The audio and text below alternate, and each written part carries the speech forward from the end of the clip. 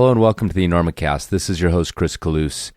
It is about 11 o'clock on December 3rd, 2019, and this is a special episode of the Enormocast. No number, just kind of interrupting the feed.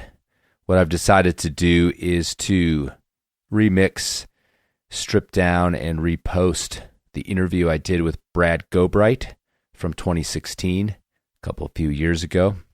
Why have I done this? Well, as most of you tuning into this will probably understand, Brad was killed in a climbing accident in Potrero Chico just a few days ago, just a day before Thanksgiving, 2019.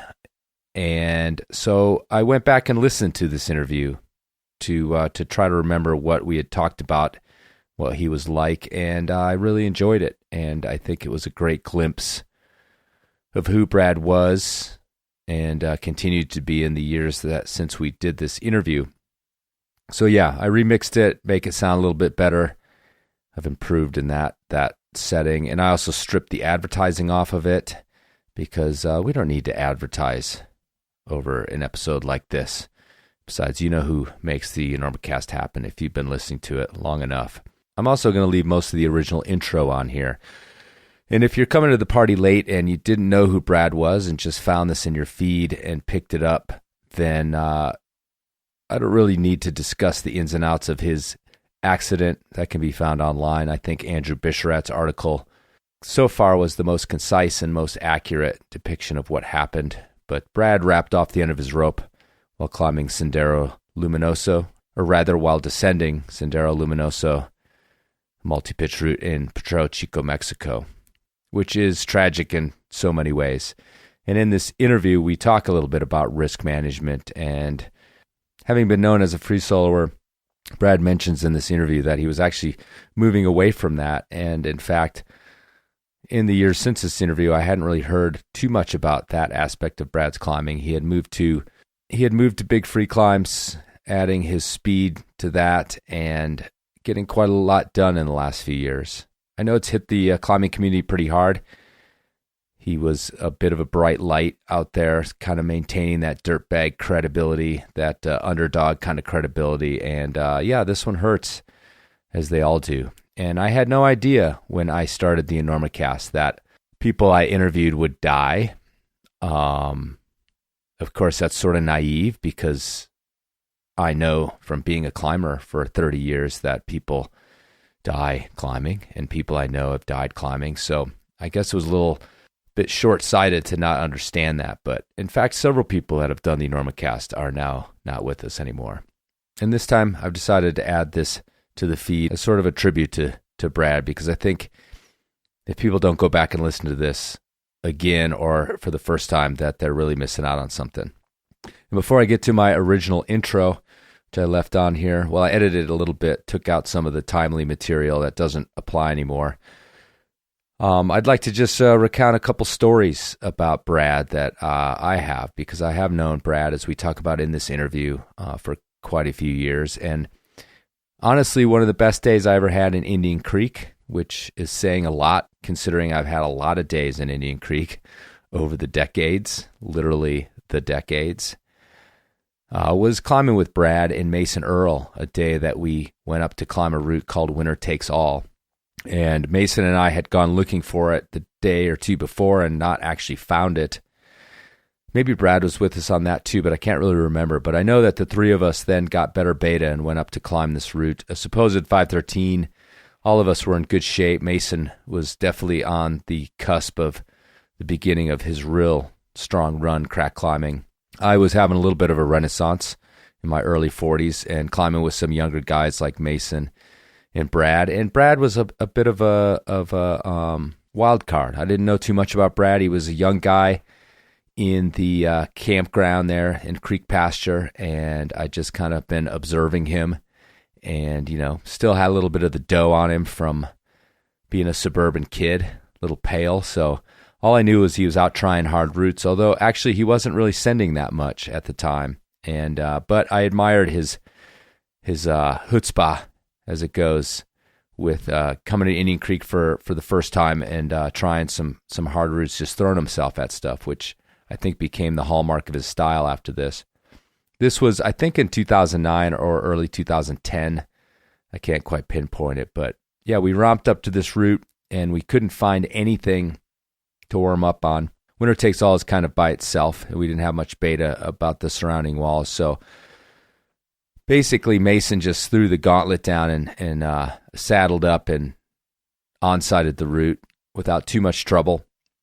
And then, not letting the youngster show me up too hard, I was able to flash it just after he did that, again without any sort of warm-up. And I think that, the send train had left the station, and Brad, with some of the worst fingertip gobies I've ever seen, and this was a finger crack, taped it up and managed to also flash it with a much more monumental effort, I think, than what Mason and I had exhibited.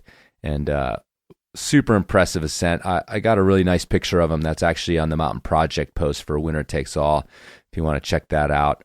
A classic sort of look of a guy just dealing with pain and stuffing his fingers in a crack. But what happened after that was that we were done climbing, and we'd all done this pitch. We hadn't done any warm-up.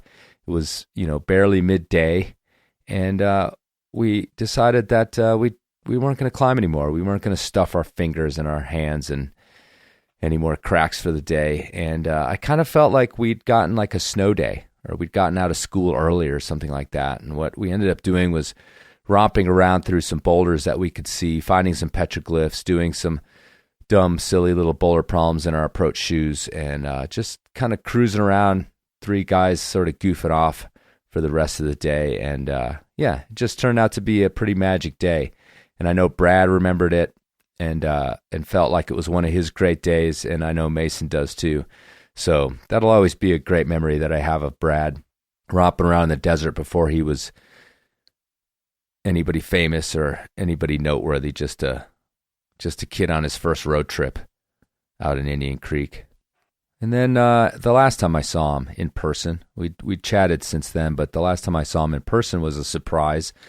I think I referenced it in the El Cap episode last year, but my friend Steve Dilk and I were up on Golden Gate trying to climb it ground up in some style that resembled free climbing, although we weren't really confident in free climbing the whole thing. But I was out on a pitch, kind of over it for the day, pretty run out, and running into some wet rock and just trying to climb through some hard moves that were a bit run out on some wet rock, and just doing that thing where I just chalk up the slimy hold over and over and over again, getting it more and more gross and not knowing what I was going to do. And I was about to retreat for the day and just set up the portaledge and deal with it the next day, hoping that maybe it would be drier in the morning.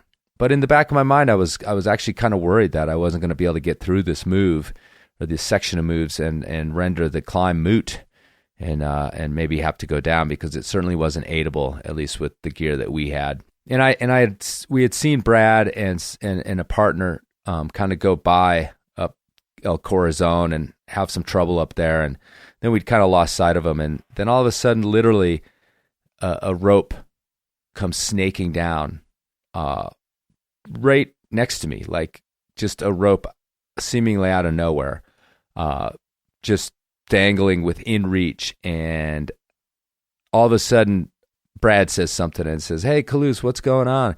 And I start complaining to him about this move I was trying to do, and he just said, "Yeah, well, I can tie this rope off if you want to use it." And, pride aside, I pretty much in about 4 milliseconds said, "Yes, do that, totally." And I had my partner Steve tag me up a jug, which I clipped to this rope as protection, and then went ahead and did the moves. And they were pretty desperate, and I was stoked to have this rope there as a piece of protection.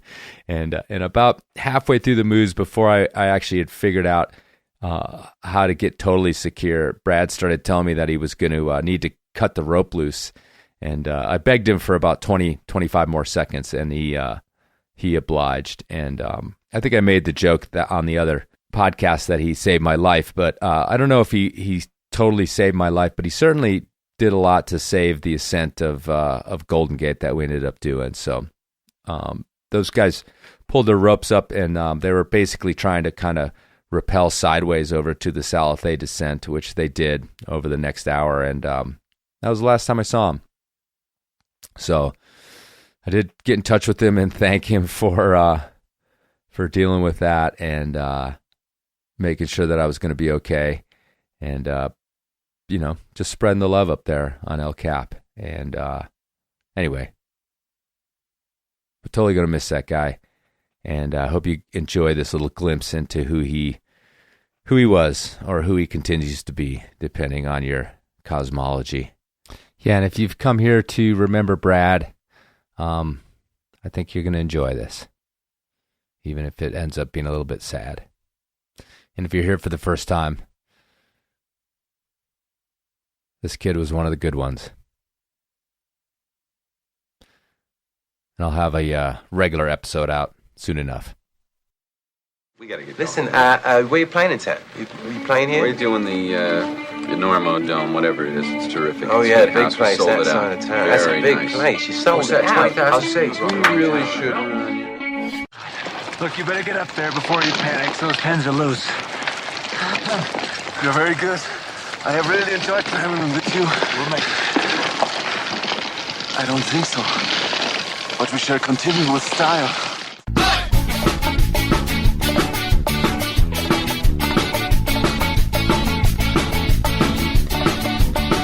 Good weather, bad weather. Now or later, anytime is good for climbing.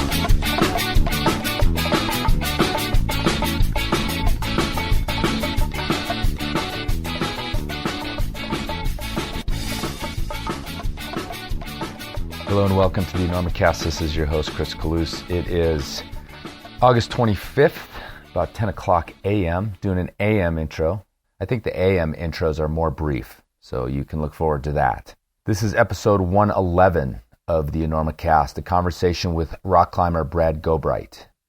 Brad Gobright I've known for quite a few years. We go through the usual how did we meet talk in this thing, and the main thing that's important about my relationship with Brad is that I've admired this guy for quite some time. He was a young, super excited, super amped up climber when I met him, just sort of figuring it out, cutting his teeth on the road for the first time.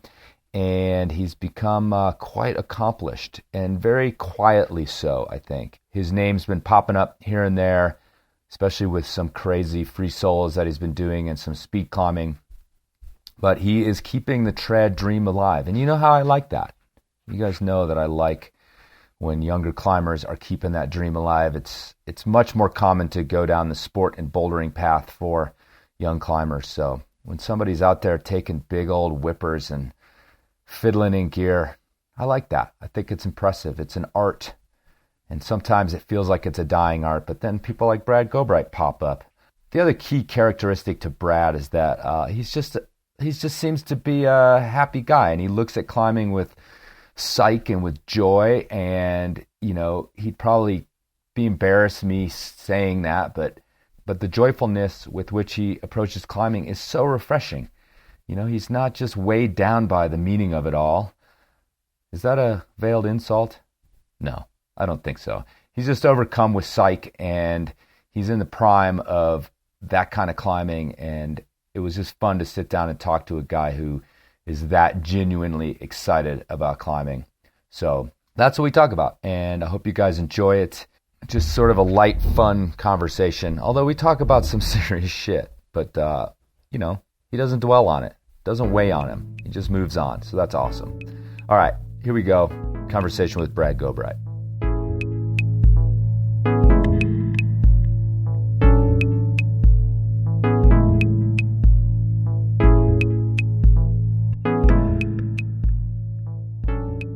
Orange County, right? Orange County, yep. Your mom still live there? You're talking to your mom today, right? Yep, talking to the mom. She's still down there? Yeah, she's still down there. Yeah, the folks live there. Are they together? Oh, yeah. Cool. Yeah, they stuck it out. Where specifically? The city of Orange. It's kind of a little more inland near Santa Ana. Yeah. I used to live in Costa Mesa. Oh, cool, yeah. So I kind of know the zone. 10 minutes from there. Yeah. Depending on traffic. Did you ever climb there? The Rock Creation? Yeah. Yeah, climb there. Yeah. Yeah, I worked there.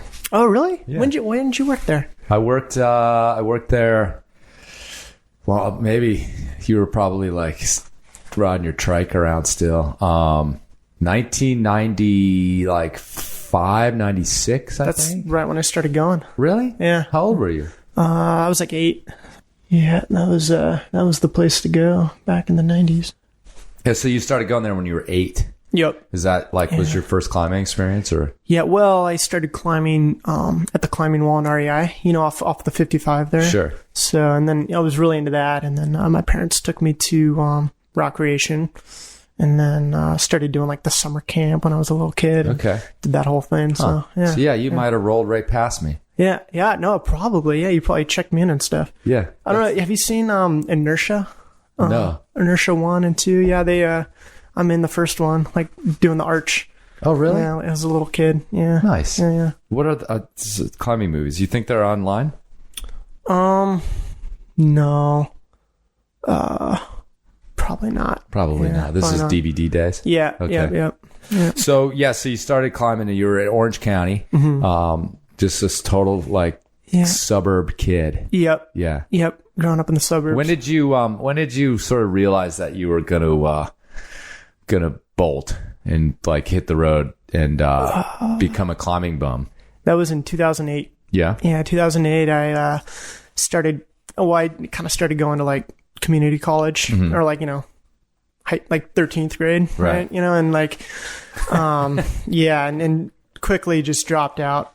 Well, I had the plan to like go work in Yosemite, right? Which I did for summer and fall, and then I came back to attempt community college for another year, and then just quit after like a month, and went back to Yosemite to work, cleaning rooms at the Ahwahnee Hotel. Oh, right on. Yeah. Okay, stop. Okay. I'm gonna change one thing here. Yeah, it was awful. It was great living in Yosemite, but that job was just cleaning hideous. rooms. Oof, really bad. Really bad. Even at the Ahwahnee? Even at the Ahwahnee. All right. Yeah.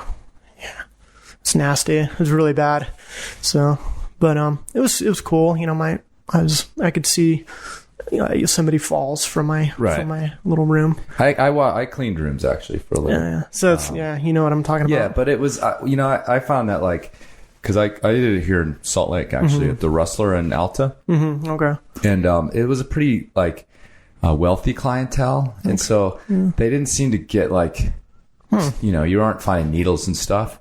At least. But the Ahwahnee, it wasn't the same. It's just a grim job. Yeah, I mean, I guess it wasn't as bad as like it wasn't finding needles or anything, but there was a lot of poop, pee, vomit, and other stuff. So you lasted a season there, or did you make it through the season? 2 seasons. Oh, okay. Yeah, 2 seasons. The second season was a bit longer, and then after that, I just kind of fully hit the road. I was full on dirtbag. Mm-hmm. So in terms of growing up in Orange County and your folks and their dreams for you, how did it go over that? Like, hey, I'm just going to drop out of college and hit the road. Are they down with that? Yeah. Well, no. I mean, they're more accepting of it now, but there were some moments where they weren't super stoked, but it wasn't too bad. They could see that I was like really happy with what I was doing. So, yeah, but there's a little bit of disappointment. I wanted to be a firefighter. That was kind of the big thing. And just after high school, I was like, I just want to rock climb. Okay. So yeah, well, it's not too late to become a firefighter. Yeah, probably not. So we'll see. I don't know. Yeah, this climbing thing will last forever. You'll be fine. Yeah, right. Yeah, I'll be climbing when I'm 70. So when did we meet? Do you remember? Yeah, probably through Mason, right? Mason Earl? It was in. When were you guys down in the creek? You were fully ensconced in the creek. Yeah, it was a season. The three of us went up and did. Winter Takes All. Winter Takes All together. Mm-hmm. Yeah, which was an awesome, fun day. That was a fun day. Yeah, that I recount lyrically. Yep, as it were. Yeah, it was an on-site and 2 flashes. Yeah, it was pretty rad. Yeah, it was like 1, 2, 3, and then we stopped climbing for the day. Yep, which was like I remember us like going up there. We didn't warm up on anything. Mm-hmm. I just went for it. Just did it. Mega flash pumped. And then we were like, well, should we do one of these other routes up here? And we're all like, nah. Yeah, screw it. So I think we went bouldering, right? Yeah. There's some boulders at the base. And found like a bunch of petroglyphs and stuff. Yeah. That was good. Yeah. Well, do you remember about when that was? I can't. I want to say it was 2010. Yeah, it was probably around. That was one of my first visits to the creek. Okay. Yeah. Yeah, so you were like fully cutting your teeth then still. I mean, that's a good send. Yeah. You like Mason floated it and you sent it and I was like, oh man, I gotta like perform now.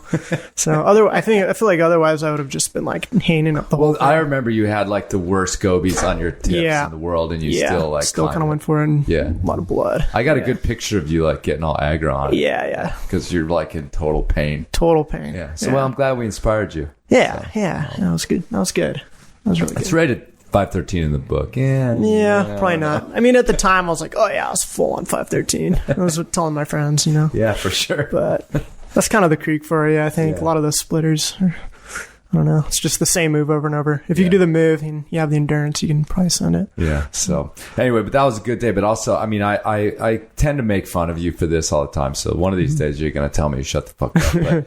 But I just, I mean, so I'm, obviously a lot older than you guys. I'm climbing in the creek a lot longer.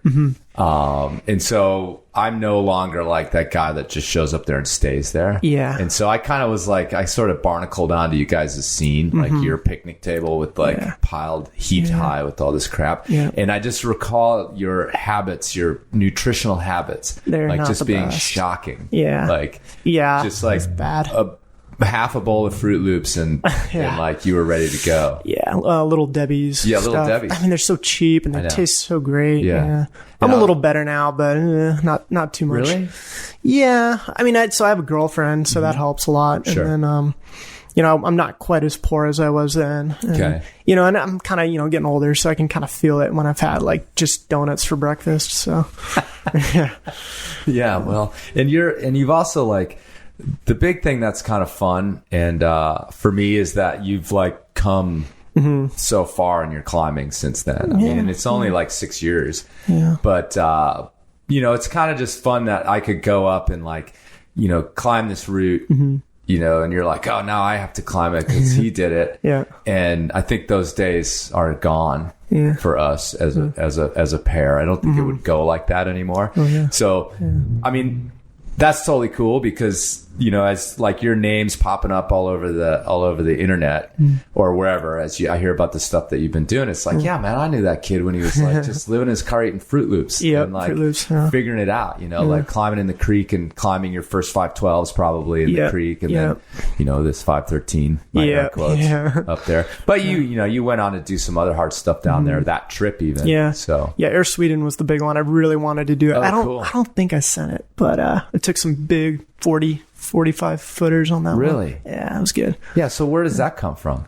Like that was Return to Sender. Back when I was in high school, I just watched that over and over and over, and that climb in particular, which just kind of stood out. The big run out, that was just fun. Right. Yeah. Yeah, but where did that so you started climbing in gyms. I would assume you started climbing outdoors at the usual places, J Tree and all that sort of thing. Yeah. So where did that kind of head come from for you, do you think? Well, it was the Masters of Stone videos. Growing up with those and just seeing guys like Dan Osman and like Ron Kauk and Sean Backer just doing all that like kind of those bold ascents. And, right. I don't know, like I competed a little bit, but like the whole gym climbing thing was fun, but I really just wanted to get outdoors. And, I did quite a bit. Like my parents would take me to, Joshua Tree and places like that when I was growing up. But, no one in Orange County, no kid my age in Orange County rock climbs. So I wasn't really getting outside too much. And, but then in high school, I met someone who rock climbed, my buddy Dustin Bird, and he was also kind of into that like trad climbing thing. And we both got our licenses and started driving. And I mean, that's just kind of what we did was like Idlewild and Joshua Tree doing like the trad climbing thing. And, the big dreams were in, Yosemite and Moab and places like that. So Dustin, he was out there too, wasn't he on that trip? Yeah, I think he was. Yeah. Totally. I remember that cat too. Right. Yeah, he's a good guy. So let's go on to like, or let's go on this path of, I mean, not just trad climbing, but like, you know, being willing to take these giant whippers. Yeah. And you've also gone on to do quite a bit of free soloing. Yeah. And, again, like in terms of the way you started climbing, the way you approach climbing, like when did you sort of discover that part of you? And like what, you know, how did it kind of manifest itself when you first started soloing and you know, because not every climber's got that. Like it's definitely, I always say that most, at least dude climbers, I can't speak for the ladies, but go through at least a short phase of like free soloing, if not super easy routes, at least, you know, getting up towards, you know, maybe like their limit, but not quite their limit. But it's usually kind of short lived for most guys. Yeah. So what does that look like in terms of, you know, realizing that's something that you're into and pushing that kind of thing? Yeah. Well, for the free soloing, I think it was more just because I just, you know, it's a good way to just go rock climbing a bunch, you know? So when you're, you know, you get up in the morning and you can't find someone to climb with, you could just go free solo a bunch of stuff and you get a lot done, you know? And when you're just by yourself, like running laps and, you know, places like Joshua Tree or, you know, Eldo especially is awesome for free soloing. And, no, it's not. Yeah. Well, you know, matter of opinion, I guess. Joshua Tree has always been like the land of free soloing. It is really good. Yeah. You know, like up and down, short little routes. Yeah, all like kind of close together. Yeah, and just wandering the desert. Not a ton of commitment. I don't know, man. Eldo, I know that's where you've done a lot of rad stuff without a rope and with a rope. And maybe I have this like, that's where I started trad climbing. Yeah. And so, you know, for like 2 years, every time we went there, we like got terrified. Yeah. And so I think I have this like psychosomatic reaction when I walk in there of like being sort of gripped. Yeah, it's a scary place to climb. And it's like slippery, man. Yeah, there's some slippery rock. Yeah, definitely. So, anyway, sorry, I interrupted. No, that's fine. But yeah, I don't know. Just like it's the trad, like doing runouts and stuff was, you know, I think just came from those videos. You know, it's just like, I don't know. It's always kind of what fascinated me. Right. And, you know, when I got out of high school, it was like, you know, I think Air Sweden was like one of the first kind of big runout climbs I did. And I just had so much fun on it. And I'm like, oh, I'm finally trying this climb that I was so inspired by, you know, when I was younger. And, so yeah, and it's just kind of stayed with me, I guess, you know, doing those track climbs and. Right. Yeah. And I've seen some videos of you like doing some hard stuff. Yeah. That's sort of terrifying. Yeah. Yeah. So give us a little bit of a thought process. You know, I've talked to a few soloists, about it, but like, I mean, you know, I've talked to Honnold and he's sort of the kingpin of free soloing. Absolutely. And he's got a very unique personality. I think he's, at least on the surface, seems quite a bit different than you. But I mean, what are you sort of thinking about when you're you're thinking like, especially it seems like free soloing pretty close to your limit, or is that a well, I feel like when I'm like some of the harder solos I've done, I've like climbed them so many times, and by the time I'm like, you know, I have them so wired that they feel like super moderate. Right. I mean, yeah, usually when I'm soloing, it's because I just want to go out climbing. Right. And, but there have been a few like kind of bigger ones where I've thought about it and I was like, oh, that would be kind of a good one to like work up to. And, and yeah, it's kind of what I've done. Like, you know, Hairstyles and Attitudes in Eldo, I climbed that thing about 50 times before actually soloing it. Right. You know, it was one of those climbs I'd always throw a rope down and run laps on just for the fitness. And, yeah, finally I was like, man, I'm like, I can do this like with my eyes closed without climbing shoes, you know? Right. And so I was like, oh, I'm going to just solo it. It had never been soloed before. So sure. Yeah. I haven't been too into it right now though. Okay. I don't know. Well, now did your accident happen with or without a rope? Oh, that was with a rope. Okay. Yeah. I wasn't sure because I guess I don't know why I saw all this stuff post and never really heard the story. So as long as we're talking about it, let's seg into that. So you, I mean, this was last year? Last year, yeah. Yeah, well, so I was having, like, a full-on, like, kind of danger season, I guess you could say. Like, I don't know, the free soloing I was really into it. You know, I was soloing the Naked Edge every few days. Like, I could go door to door in, like, under an hour from where I was living in Boulder. Okay. And then And then there were a few kind of harder trad climbs I hadn't done yet that, you know, before I came to Boulder and in the summer, I was like, I'm going to do those. That was like one of my first 511 leads. Oh, yeah. Multi-pitch. Okay. So like you telling me that, I know it's like, I mean, I know it's a pretty common free solo for a lot of people, but it just automatically like makes my palms sweat. Like it terrifies me. Yeah, there's a few spots. And I know you've done like way harder, but I don't know. It's just those like, yeah, there's a few moves that are, you gotta kind of get the beta down before going for it. You're not recommending it. Well, you know, no, I guess I don't recommend soloing to anyone. But, right. So anyway, you got your danger season going. Yeah, and it was just kind of building up to this climb that I like broke my back on, and the whole time Cedar's filming it. Cedar's got he's gonna do some video on all this climbing, and so it's perfect. We got some awesome footage of me breaking my back, so that'll be really cool to watch. And yeah, it was like the season was coming to an end. It was getting really cold, and some bad weather was coming in, and I thought Castle Rock was going to close for Falcons. It doesn't, but I thought it did at the time, and I was like, man, if I'm going to do this, I got to do it soon. And I'd worked out the super run out kind of dangerous part a whole lot, and like knew what I was going to do if I did come off. Like I had the way I was going to fall, and the gear was right, and I felt ready. But then there's this really tough boulder problem in the beginning that's only protected by this nasty cam placement, but it was only like 15 feet off the ground, so I didn't really put a whole ton of thought into it. And so I went for it, and sure enough, like I came off, the cam popped and landed on my butt. Well, first I landed on my ankle, that broke, and then I landed on my butt and just compressed two of my vertebrae. Which, you know, it didn't actually hurt super bad. You know, I felt it. I felt like the spine kind of shrink a little bit there. And I was rolling around on the ground, like, you know, cursing, but like, it wasn't actually that painful. Okay. Surprisingly, I thought like a back break would be really painful.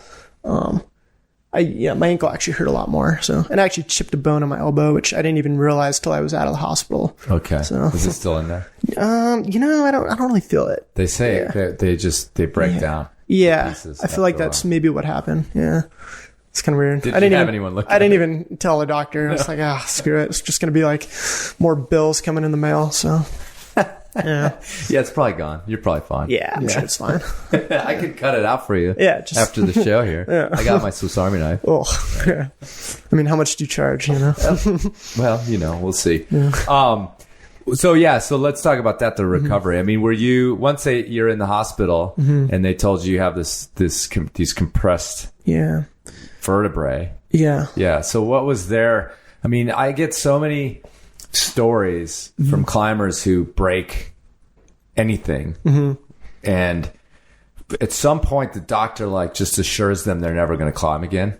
Like, it just seems like that's always part of these stories. Did you get that at all? You know, the doctor was like, yeah, you know, you should be good to go in like 3 months. And okay. I was like, man, this guy might not really know what rock climbing, you know, really is. And, right. You know, I'm like, you know, doing like big whippers and stuff. So I was like, oh, maybe not. But surprisingly, the back healed super fast. Like I had the back brace on for 5 weeks. And I took it off, and you know I started doing like Hanes, like dead Hanes and stuff on the Hane board. Right. After like 2 weeks, and yeah, it healed really quick. And you know, I started. I went to after 2 months. I went to the valley and started climbing again. That's kind of when I started climbing outside again, and it kind of hurt a little bit maybe, but not really. And now at this point, it just like, I don't feel anything. Right. I took a big whipper in Smith Rock a few weeks ago, and I kind of felt something, but after a day it went away. And then, you know, the ankle kind of took a little longer. Right. So yeah, I think I kind of lucked out. Yeah. It seems like you kind of shook it off a little bit. Yeah. So yeah, it was cool. Did it fuck with your head at all? Well, and man, I was raging in Yosemite. I like it first, like the first couple runs of El Cap were like a little frightening. But after a while I was used to it. And now I'm in Squamish kind of doing some, you know, like free climbing, like single pitch free climbing. And that's a little scary. I don't know, like doing, like taking whips on gear. Like I was on a real famous route called 69, and you could take some good whips on this little nut, and it was terrifying. So I actually just ended up like not doing it because it was kind of scary. So Okay. yeah. So it is in there maybe a little bit? Yeah, it's still in there. Okay. Definitely. It's kind of going away though. Right. I don't know. I took a really big whip on the Shadow. Right. Really famous corner. You know, I was like 5 feet from the top and took this big whip into the corner, and it was totally fine. My back didn't hurt or anything. Okay. And I was like, all right, that wasn't too bad. So Nice. yeah. That's awesome. Yeah. I mean, like it can, really bad accidents like that, not only physically, but also mentally can totally whack people out for a while. Well, I'll tell you, I've not been that stoked on free soloing. I don't know. Okay. I don't know. I shouldn't tell the story. Maybe I actually, the first time I've ever been like kind of sketch soloing was in like a week ago in Squamish, and I just jumped on this like 510 in the Smoke Bluffs, and it was kind of, the rock was really hot, and I was kind of like a little tired maybe, and I just told me and my girlfriend were climbing. I'm like, I'm gonna run up this one really quick, and she was just like, whatever, I'll just draw, because she's watched me solo a lot before, and it was like, I don't know, it was weird. So I just wasn't feeling very sick. Like the rock was kind of hot, so my rubber wasn't sticking great. And it was kind of like I was chilling up there for quite a while, chalking my hands over and over, and finally just did it. And, I'm sure it wasn't a big deal, but like in my head, it was like, man, that's the first time I've ever like been free soloing, and like kind of like, whoa, this is kind of dangerous. And like I got down, and my girlfriend like had her hand on her mouth with her eyes all huge. She's like, you looked so sketchy. Oh, really? Yeah. So and then she could see it too. Yeah. Yeah. And Wow. apparently there were these folks right near her who were like saying like, dude, that guy looks sketchy. He's going to die. That's stupid. and yeah. So. All right. So you're getting a little feedback from the universe. Yeah. That's good. Yeah, I don't know. It's weird. Right. And so that was, I haven't really been doing much free soloing. So Are you good at backing off? Can you down climb these things? yeah, I haven't really done much backing off, because usually I'm like totally secure when I'm going for it. And, on that one, you're doing kind of a weird sequence of moves right off the ground, and you kind of step up onto the climb, and you're immediately like kind of exposed above the ground because you step off a boulder. Right. And right away I was like, I pulled that move, and I was like, oh, I'm not going to down climb that. I definitely go into the top because that'd be safer. So that kind of messed with my head a little bit. Sure. Right. And, yeah. So yeah, I already went in there like, ooh, this kind of sucks. I'm not going to be able to down climb that. But, yeah. I don't know. I don't think it was before that. It wasn't so much I was like nervous to go solo. I just haven't been that psyched on it. Right. And now I'm like kind of nervous to go solo. So yeah, screw free soloing. Yeah. Oh, well. Screw it. I'm sure your girlfriend will be happy. Yeah. If you stop. Yeah. Anyway, Yeah. I think, geez, I mean, soloing, I think, is so much more in our sort of purview now. Thanks to Honold. Yeah. It's weird because it's like, wow, we're all super amazed at what he does. I think in a lot of ways it's also like, I don't know, like kind of dulled our like amazement at the same time. Yeah, no, absolutely. And because in years past, and Eldo's always been a place where people solo forever. There's been it's a real famous spot for that. But it's always made me nervous. Yeah, there's a lot of people going in there with just their chalk bags nowadays. And it makes me nervous to see it because you don't know the person. It's not like I know it's you and I'm like, okay, I've seen him free solo, videos, this and that. That's way easy. You don't have that assessment. Yeah. And there's and Boulder in particular has got like, there's a lot of bro climbers there. So the Bastille crack is like really easy. And then there's like these really sandbag, like 5.7 or 5.8 moves at the very top. Right. So yeah, I don't know. One of these days. Well, but yeah. And I've also, when I have had my stints of free soloing, like I said, all guys do almost. And, it was some in J-Tree because it's just, I don't know, it just feels obvious to eventually climb some of those things without a rope on to me. And then I used to do big routes in the park in Rocky Mountain National Park when I was guiding up there. Oh, cool. Yeah. And that was also that same thing of like, well, I can go and do Hallets and be back down here like by lunch. Yeah. No, totally. After. Yeah, you can climb so much quicker. It's so much fun. Yeah. Just some like Cliff Bar in your pocket. But the other thing is I never liked to be seen doing it. Yeah. Like for some reason, if I knew someone was there. Yeah. Because a lot of times they would get concerned. Yeah. Because again, this was like, I think it's common now too, but it was a while back and, to see someone free soloing was pretty rare. Yeah. And plus you're soloing a lot, or I was soloing like on Lumpy Ridge on a lot of easy routes. Mm-hmm. And so you're around sort of the beginner, intermediate climbers, and they get really freaked out. Yeah. Well, I feel like there's the group that like, is like, whoa, dude, that's badass. And then there's like the other group that like, they don't even say anything. Like they barely even notice you. And then there's the group where they're kind of pissed off, like I don't know what the deal is. They're just like kind of angry. Because you're being irresponsible. Yeah. Yeah. Something like that. Yeah. And you're upsetting them. Mm-hmm. And they feel like, well, if you fall, then I'm going to have to go like deal with your ragged body or whatever, I mean, because I felt that way when I see people doing really sketchy shit with a rope. Mm-hmm. Like, I'm like, let's get out of here before we're like involved in what's about to happen. Like those guys at the smoke wells, I guess that's what they did. Yeah, they were probably just like, oh man, let's get out of here before this guy hits the ground and we have to help. Yeah, I mean, it's weird, but I guess, I don't know why I'm bringing that up. I was just wondering if any of that stuff plays into your ideas. I mean, shoot, you've been shot on film doing it. Yeah. I guess that was kind of weird getting into that. Like this season when Cedar was filming, I kind of already had all these objectives, and he came to me, he's like, yeah, man, it'd be fun to do a film. And he's like, if there's any like cool climbs, I kind of want to make a film on free soloing, and I thought you'd be a good person to come to. And I was like, well, yeah, I've got these climbs that if you guys want to be there to film it, you can. And I don't know. I feel like it didn't really mess with my head at all. So. Okay.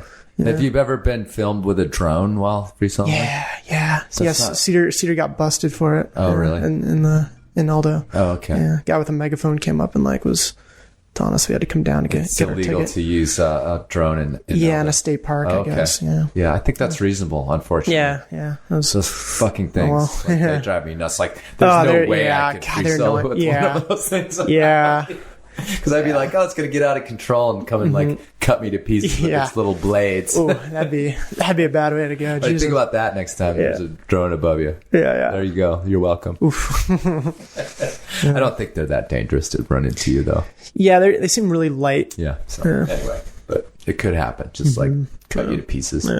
Yeah. So, well, let's move on then to we're talking about your El Cap. I mean, that's kind of like your jam out there in Yosemite. Yeah. And you just recently did 3 routes on El Cap in a day. Yep. Yeah. And by hook or by crook, or were you free climbing? I was doing all the free climbing and like sometimes French freeing, whatever was easiest. And then Scott Bennett, the guy I was doing it with, was doing all the more technical aid climbing. So, what'd you guys do? We started on Zodiac at 2 p.m. and then climbed the nose at night. And the Lurking Fear in the morning. Finished at 1 something. So, do you keep meticulous times when you're doing your 1 days on there? Me and this guy Jim Reynolds we did the nose I think 4 times together that season, and we were kind of cutting off an hour each time.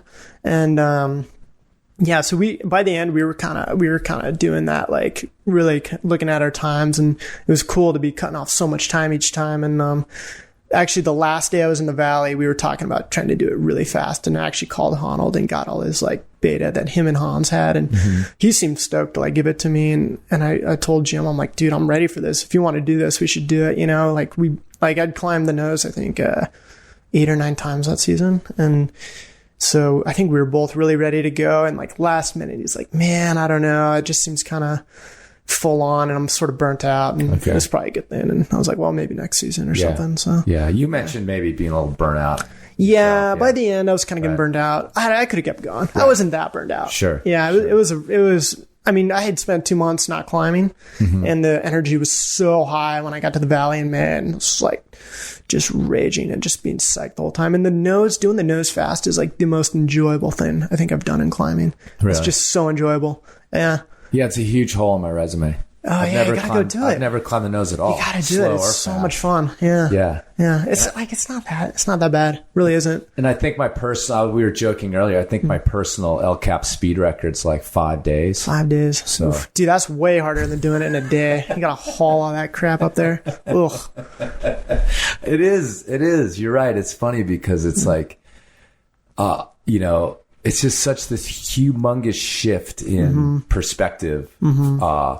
Those guys were speed climbing it was kind of starting when I was there climbing. I was just still doing like the NAR. Yeah. The slow boat to China kind of routes. Kind of tougher aid routes. But but the flip in just approach and kind of, and it's not even just like logistically the approach, but the attitude. Yeah. It's like, it's pretty amazing actually. I mean, Warren Harding, I would probably lose his mind to know that shit's been done in a couple and a half hours or whatever. Yeah. So let's go back to your threesome. Did you guys have some sort of good marketing name for it? Oh, not yet. No, I don't know. We'll see. The threesome would be pretty cool. The hot summer threesome. Yeah. I'm just throwing. We're just spitballing here. Yeah. Get these good ideas. Yeah. Just bring that back to Grammici. Yeah. They'd be stoked on something like that. Well, so originally I was like, before I broke my back, I had these plans for free climbing, but then after I broke my back, I was like, man, I'm like really out of shape for that kind of thing. And I tried to do Golden Gate in a day when I first got to the valley. And that was like one of my first climbs that I did after like the injury. And I was like fully healed by that point. But like, man, my fitness was just like, my free climbing fitness was kind of gone. So I figured my season for that was kind of shot. But Dave Alfrey actually came to me to try to like talk about doing the link up, but he injured his finger and he had a bunch going on. So I went to Scott Bennett, came out for a few days to climb the nose with his girlfriend, and he was about to leave. And I'm like, dude, just stay like another few days and we'll do this triple link up. And Scott's like extremely motivated, and he's the guy I go to for like these speed climb triple link ups. And like, I called him once from Zion. I'm like, dude, you should come out here. He was in Boulder. I'm like, you should come out here and we'll do this like quadruple link up. And he was like, all right, dude, I'll be there tomorrow. I'm going to get a ticket. I'll be there tomorrow. And, so he does that kind of stuff. And sure enough, he was like, yeah, I'll stay another few days and we'll do this. And sure enough, we did Zodiac once together to kind of get that one wired, and then just went for it, and it all worked out. So. What was the time in the end about? It was like 23 minutes, and it was like just over 23, or I'm sorry, hours. 23 hours. So we didn't do it in 23 minutes. Yeah. You know what I mean? Yeah. But, so Zodiac went really quick, and then the nose was a little slower. And then, Lurking Fear was just kind of like, we were both sort of zoned out and just going through the motions of it. And, I think the crux for me was just staying awake. I was awake for 37 hours, for that whole deal. And, by the upper half of Lurking Fear, I was just exhausted. Like the body was kind of worked, but man, I was just sleepy. I just wanted to sleep. Right. Yeah. So how much risk do you think is involved with that? Do you guys ever feel like out there, or you guys got it? Or are you just cruising? Well, I feel like as we were getting more tired, I feel the Lurking Fear was probably the most risky. Right.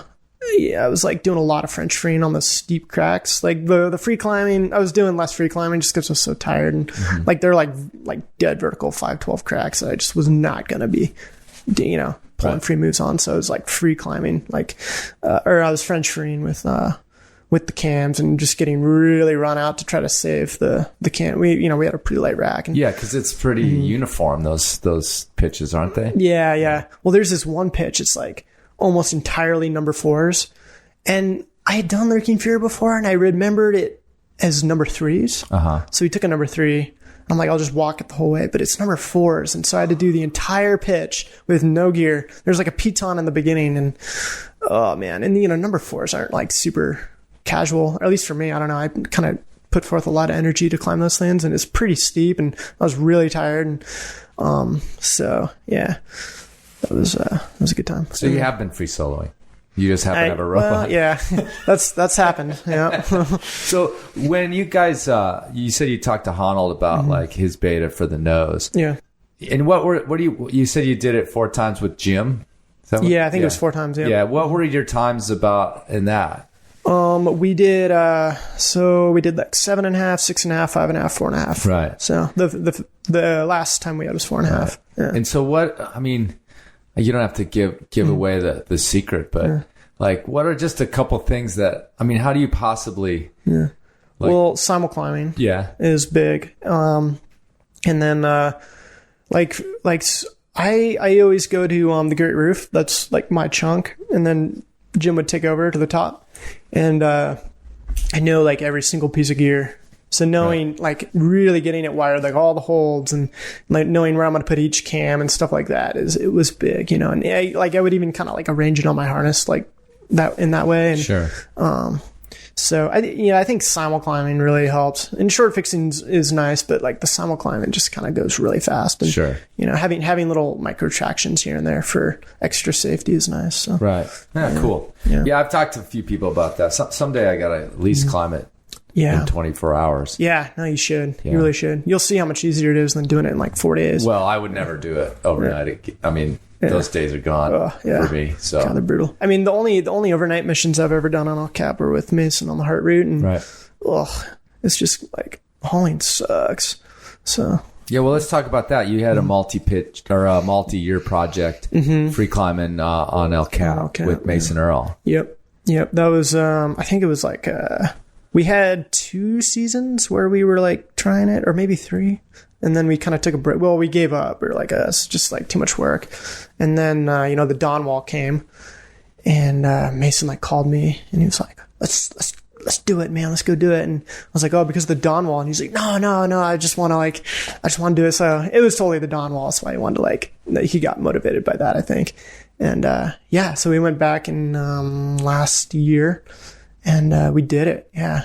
I think we were both like quite a bit stronger. Mm-hmm. And, yeah, I didn't though. Right. There was like 10 feet where there was like a dyno where Mason would like extend himself off these crimps and like kind of get his toes onto these smears, and then from the smears kind of jump over to this jug, and I just like couldn't quite reach those smears with my toes, and tried to like work out a ultra difficult slab bit like lower down, but it was like totally not going to happen, and so I just gave up and kind of did a little swing over to the jug. Right. It's kind of a bummer. Yeah. But, whatever. It was good. Yeah. It was fun. Yeah. And, so did the president call you, or did you guys get, Obama didn't call me. No? We were waiting for it, you know? You're like, hey, Donwall, check it out. We just freed El Cap. Like, does anyone care? Oh, yeah. Is the New York Times going to call us any minute? Is that what's going to happen next? We're like, where are all the reporter trucks and stuff? Oh, well. We just weren't around. Oh, well. Is it a good route? It is good. Yeah. There's, like a little bit of cleanup probably still needs to be done here and there, but it's, like the pitches after the heart roof, there's like, the heart formation, like the heart shape, and then it goes out of the far left side of the heart, and like coming out of the heart, and then those pitches above it are just spectacular. They're really steep. The rock's good. And, it's fun. Yeah. The roof pitch especially is, I think, just really good. So yeah. So what do you think the potential, I think people keep wondering if, stuff's running out on El Cap for free climbing. What do you think?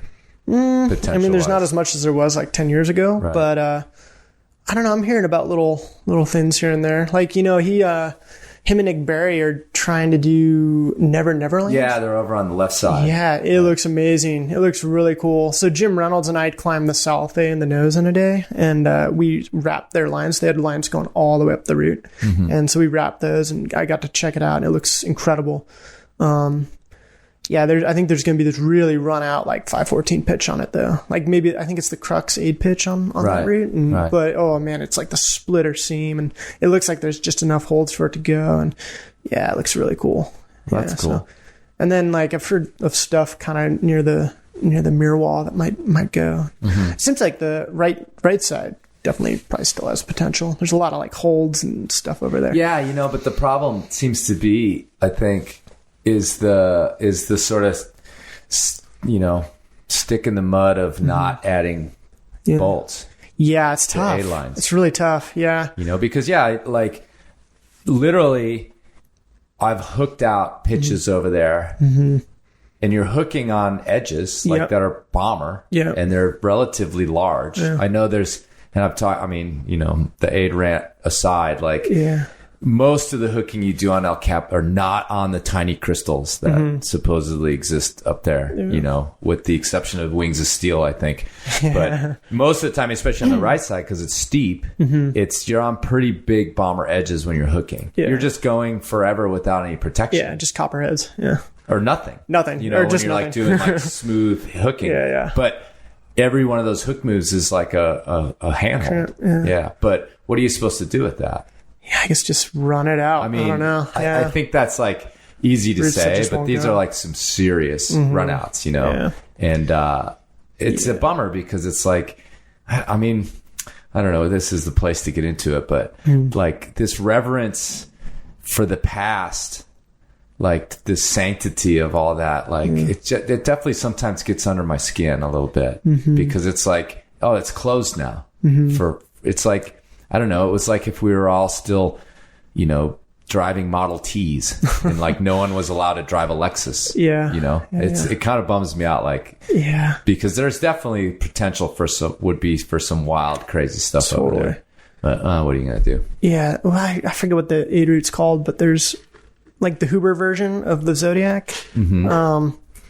It's got this gnarly A5 route going up through it, and it kind of shares a little bit of climbing for a minute on these like copperheads, and it's like, man, the climbing would be really good, like you were saying, but yeah, I'm not gonna like clip into just copperheads the whole way. So, right, especially if it's like 514 or something. Yeah, maybe someday, right? And that's what the other side says. Like maybe someday they'll people will be able to climb that well, and we have to sort of leave it for them. I don't know though; it's pretty rough.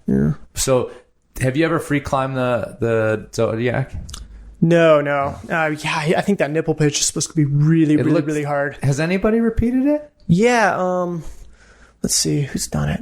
Well, Tommy's done it, and the Hubers have done it, and I don't know, someone else did it. I should probably know who, but I forget. Nick Berry tried it, and he said like the smears for the nipple pitch are like just heinous, and you can't see where you're like crimping under the nipple because your head's like above it, so you gotta like remember where your hands go. You can't see where you're crimping. And then of course you gotta like pre-place like knife blades up in there or something like that. So it just seems like kind of a process to do that pitch, right? But it looks cool. It does look really cool. So yeah, the Huber's got some cool stuff. I really want to go to El Corzone. Right. Yeah. They had like the open canvas to a certain extent. Yeah. You know, those guys like they're the ones who flip that mentality about free climbing up there. You know, like 100% it was those guys. Yeah. And for whatever reason, like Todd and Paul 10 years earlier and Lynn, like it didn't flip the mentality the way that the Hubers did. Yeah. I don't know. I mean, I think with Lynn, it was just, everybody just was like, well, she's superhuman and I can't be like her, so I'll just keep 8 climbing these things.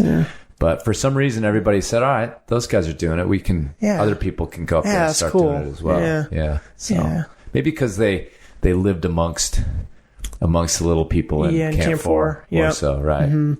It sort of showed them the way. But so what's your? I mean, you're like into super speed climbing, but you're also into trying to free these routes as well. Yeah, well, you know, this season I was kind of more into the speed climbing stuff. But I'm hoping next season it'll be more like focused on free climbing. I'm like, that's kind of why I'm in Squamish right now, just to get back in shape.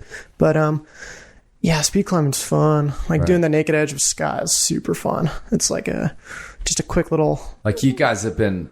It's like your nose, like you've been like whittling seconds off of it. Yeah, it's kind of silly. It really is. It's like running up the approach and like climbing shoes and just doing all that kind of stuff. But honestly, I wish it was just the climb that had the record, not like the stupid approach and descent where you're like, who decided that? I don't even know. Probably Scott. But yeah, you're like, you gotta like run down. You gotta run down that stupid descent. And, you know, you're like stumbling and like falling back, and you know, like it's just you kind of got to use that like gravity just to take you down that descent, and it sucks. And doing it in climbing shoes is just no fun. But the climbing is actually incredible. Like doing it so fast like that. So yeah, it's fun.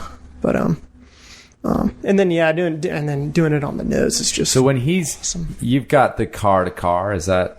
Yeah, bridge to bridge. There's the bridge. You cross the bridge there. Yeah, right, so you got to start on. You got to start on the plaque. You know, like in the middle of the bridge, and then the timer starts. The plaque in the middle of the bridge. Yeah. Now, are you the only two playing this game, or are there other people? No. It's Stefan, Jason Wells, and Stefan. Yeah, I'm spacing on his last name. Right. I should totally know it. That's kind of dumb. But they actually have the record now. They Oh, really? Yeah. They took it back from us, and which surprises me because they're both like family men, you know. Uh-huh. And I thought like after we retook it from them, they're like, I was like, yeah, they're not gonna take it. And then they actually took off like 20 seconds. So, Really? Yeah. Huh. Yeah. I don't know. I don't even know if Scott and I will try it again. I mean, I'm not living in Boulder anymore, so Right. yeah, maybe I'll go back and try to grab it again. But I don't know. How fast is it? Let's see. It's like 24 minutes and 23 seconds, I think. Yeah. 20 something. But yeah, they took off a good chunk of time. You know, we had it at 24:57, so just under 25 minutes. And yeah, it's getting hard to take off bits of time, you know? Sure. You know, you like, you know, your rope kind of gets stuck for a second and you're screwed. You're done. You may as well just give up. So, yeah. That's so fun. It's actually, I never really thought about it, but it is like this like super micro version of the nose. Yep. Where you guys are like literally down to like, well, we're 2 seconds faster than you. Yeah. So, I mean, you guys are going to have to get some sort of like laser computer, maybe like a little like the Just skiers to make sure it's like, you know, so like accurate. when you break the laser running across from the bridge, that's when the clock starts. That's when it starts. Because if you know, because you're talking about, like, I just read that piece in Rock and Ice about Hans realizing that to stop his stopwatch took him like 7 seconds. Oh, because he would put it, like, it was something about putting it into a different mode so he didn't knock it while he was climbing and shut it off. Oh, that would be a bummer. So to get it out of that mode and then shut it off Yeah. took him 7 seconds. Yeah. And Honnold was like, dude, that's a waste of time. Yeah. But it really would be a huge, I mean, Yeah. so. Yeah, I think like Alex was saying, like Hans is actually kind of more into like placing a good amount of gear and like keeping it safe. And then Hans was like, dude, that takes too long. Yeah. You know, he's just going up there with a few cams. And so I think he was like leading most of it. So. Yeah, they figured it out. It's there's he just came out with a book, Hans did. Oh, really? Oh, cool. Or it's about to come out. And they excerpted a chapter in the magazine this month. And yeah, he talks about that. Like Honnold's like, you can't bring all that gear. Yeah. Yeah. And he's like, but I want it. Yeah. So anyway. Well, cool. So I have another question for you, because you were like a full, like, dedicated road bum when I met you. Yep. Like saving pennies by eating Little Debbie's. You're in some pretty crappy car. Oh yeah, I still am. Okay. Yeah, still driving that guy. The 94 Civic hatchback. Yeah. I mean, that's a good gas mileage rig. Yeah. So you can't sleep in it very well. Yeah. I mean, I have, and it really sucks. Yeah. But yeah, it's good gas mileage, and I can keep all my stuff in there. But I feel like I'm a little less dirtbag. Right. You know, you have a girlfriend. I've got a girlfriend now, so That's a big that helps. leap. That is a big leap. Yeah. We actually had a house together in Vegas. What? You know, so I was living in a house. Bourgeois. Yeah, it was nice. It was incredible, actually. It was so much fun. We were paying $200 a month. Yeah, for we had 2 other roommates, and it was a great deal. 15 minutes from Red Rocks. Cool. But yeah, I'm still a kind of a climbing bum, but not as much. Well, what I wanted to ask you is that you've done this kind of little bit of a movement into professional climber. I mean, you're here at the trade show, and one of your main guys, the folks that brought you here, is Gobright. Gobright, yeah. So when did that come up, and when did you sort of say, well, gosh, maybe I could keep this up? This. Yeah. Well, Gobright came to me after the Outside article came out, like online, about, I think mostly about that Hairstyles and Attitudes ascent in Noldo. And, so he, Canuto, the head guy there, came to me with an email, and I was like, oh, hell yeah, for sure, you know? And yeah, we talked. He flew me out to LA, and we had this real official meeting, and yeah, so it's happening. That was it. You didn't go looking. No. Yeah. I mean, it just seemed like a pretty good deal. You know, I'm like, Canuto's an awesome guy. I mean, he's my boss, but he's also a good friend. And, I met everyone at the company, and, it's kind of a smaller company, and, it's like I've met everyone there, and they got a good deal going. So, yeah, it's cool. Yeah. Well, that's pretty cool. Yeah. I'm psyched. Yeah. We're all pretty stoked. I mean, that doesn't happen a lot. Yeah. Where you kind of don't have to do anything. at least get the contact. You don't have to hustle too hard. Yeah, I really didn't. It was cool. Right. Yeah, he just came to me. It was awesome. Yeah. Nice. So, they hired Shane Lempe and Ben Ditto to shoot the triple link up, and they're going to come out with a little film on it. And, cool. Yeah, so we're doing some work together. Nice. Yeah. Now, was it helpful that you were a California kid? Or did it matter? Because aren't they really California kind of California? Yeah, they're kind of more or less based out of LA. Right. Yeah, okay. so, Cool. Yeah. Right. I don't think that really did anything for me. Dan Krause, a good buddy of mine, a photographer, he shot photos for them, and he kind of put me in touch with, or he dropped my name to Canuto, and then Canuto emailed me. So yeah, I definitely owe Dan big for that. So right on. Yeah. Cool. Well, I mean, you kind of seem like a little bit sort of seat of your pants kind of guy. And so what's going on now? You're sort of on the Grimichi's team, whatever you want to call it. Yeah. You're up in Squamish at the moment. Up in Squamish, yeah. So, I mean, you've got some films coming out. You're like, you're on the cusp of being a climbing superstar. Well, yeah. I mean, these dudes from Rock and Ice came out too, and I'm not 100% sure if it's going to happen yet, but they got some amazing photos. They sent a writer out there, and they're going to possibly do like a multi-page spread. And I was like, whoa, cool.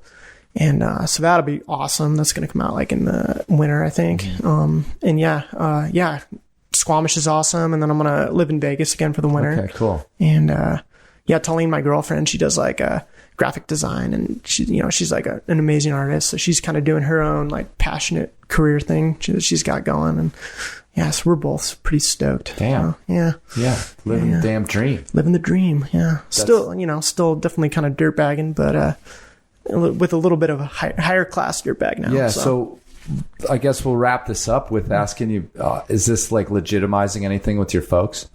Yeah, I think they're more psyched, Yeah, definitely. I mean, I'm not going to be doing this when I'm like, 40, so I got to figure out something to do. But, yeah, they're psyched. They're really psyched. Yeah. Yeah, they're actually coming up to Squamish. I'm going to show them around. So, cool. Yeah. All right. Yeah. Well, cool, Brad. Yeah. Thanks for sitting down, I'm psyched to finally do this with you. I know. We've been talking about it for a while. Yeah. I listened to like 6 of these on the way up to Squamish. So really? Yeah. That's not good, dude. Yeah. You got to cut it off. Yeah. There, so. Yeah. By the end, I was kind of a little fried, but it was good. So. the theme song comes on. You're like, oh God. Hey man, what's going on? He's going to spray for 5 minutes about nothing. And then the Enormocast, man. Wow. That's a big place. You know what that's from? What? This is Spinal Tap, a movie that came out before you were born. Okay. Yeah, so, cool. Anyway. Yeah, I like that. Cool. Well, thanks for sitting down. All right. It's cool, man. Good talking to you.